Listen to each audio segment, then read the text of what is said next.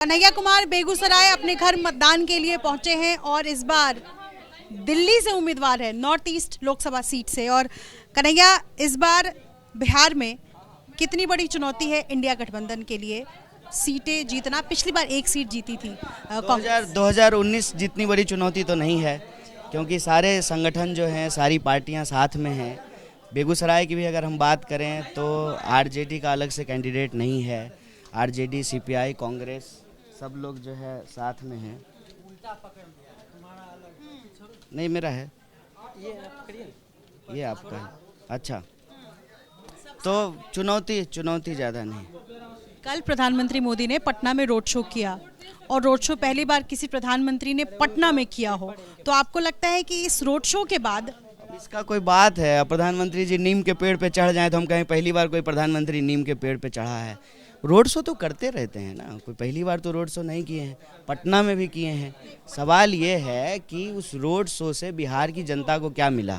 बिहार के लोग जो कह रहे हैं, और नीतीश कुमार जी भी कहते थे कि बिहार को विशेष राज्य का दर्जा मिले, इस पर प्रधानमंत्री जी ने कुछ कहा है? अगर नहीं कहा है तो फिर वो न्यूज़ हमारे लिए इम्पोर्टेंट नहीं है। जिस न्यूज़ से हमारा जीवन नहीं बदलता हो, लोगों के जीवन नहीं बदलते हों, उस न्यूज़ से क्या मतलब है कि वो पहली बार पटना में रोड शो करें, कि जो है पहली बार वो नीम का पेड़ पे चढ़ जाएं? इससे लोगों को क्या मिलेगा? प्रश्न ये है कि बिहार के लोगों की जो समस्याएं हैं उसके लिए उन्होंने क्या कहा, उसके लिए उन्होंने क्या किया, उसके लिए उन्होंने क्या प्रॉमिस किया और क्या जवाब दिया उन्होंने। जो 2014 में कहे थे कि सबके खाते में 15 लाख आएगा, नोटबंदी के बाद जो है काला धन समाप्त हो जाएगा, कहा था कि जो है काला धन समाप्त हो जाएगा। आप कह रहे हैं कि अंबानी अडानी के पास काला धन है, और काला धन है तो ईडी उनके घर पे क्यों नहीं जा रहा है? कह रहे हैं कि अंबानी और अडानी कहीं ना कहीं कांग्रेस को घेर रहे हैं अंबानी और अडानी को लेकर के, तो पलड़ा तो अब उनके बॉल उनके कोर्ट में भेजती है। नहीं तो प्रधानमंत्री वो है ना, गृह मंत्री वो है ना, बीजेपी का गृह मंत्री है ना, तो वो ईडी क्यों नहीं भेज रहे हैं अंबानी अडानी के यहाँ? इनकम टैक्स क्यों नहीं भेज रहे हैं? प्रधानमंत्री जी विपक्ष की तरह तो बात नहीं कर सकते हैं ना। प्रधानमंत्री तो प्रधानमंत्री हैं, लॉ एंड ऑर्डर संभालना उनका काम है। सीबीआई से ही जांच करा लेते, इनकम टैक्स से जांच करा लेते, तो वो क्यों नहीं करा रहे हैं?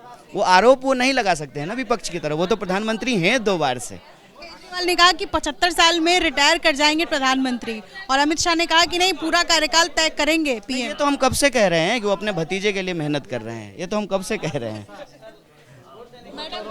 शुक्रिया बातचीत के लिए। तो कन्हैया यहाँ पहुंचे हुए हैं, इस बार उम्मीदवार वो दिल्ली से हैं, नॉर्थ ईस्ट लोकसभा सीट से, जहां मनोज तिवारी उनके खिलाफ है, यानी 2 बिहारी दिल्ली में चुनाव लड़ रहे हो। लेकिन यहाँ कन्हैया बेगूसराय पहुंचे हैं और जाहिर है पीएम मोदी पर हमला करते हुए। फिलहाल मतदान जो है वो जारी है। अपने सहयोगी सीके सिंह के साथ निधिश्री, एबीपी न्यूज़ बेगूसराय।